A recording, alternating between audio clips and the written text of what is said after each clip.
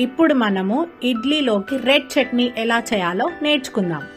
కడాయిలో 1 గంట నూనె పోసుకొని అది వేడయ్యాక అందులో టీ స్పూన్ జీలకర్ర, 4-5 ఎండుమిరపకాయలు వేసుకొని అవి ఎర్రగా అవుతుంటే 4-5 రెబ్బల కరివేపాకు, అందులోనే కట్ చేసి పెట్టుకున్న మీడియం సైజ్ ఉల్లిపాయ ముక్కలు వేసుకోవాలి.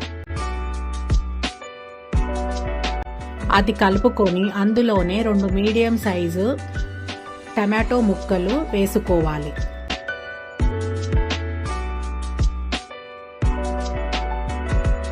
అందులోనే కొద్దిగా పసుపు, అల్లం వెల్లిగడ్డ పేస్ట్ వేసుకొని కలుపుకోవాలి.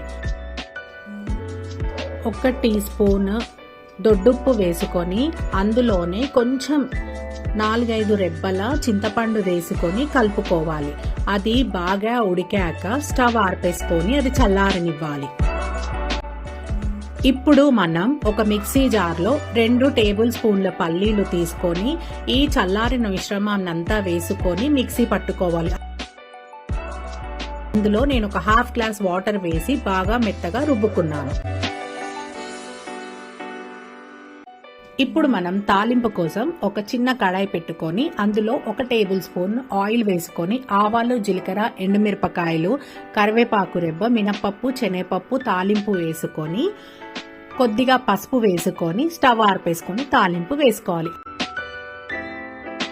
అంతే, ఇడ్లీలోకి రెడ్ చట్నీ రెడీ.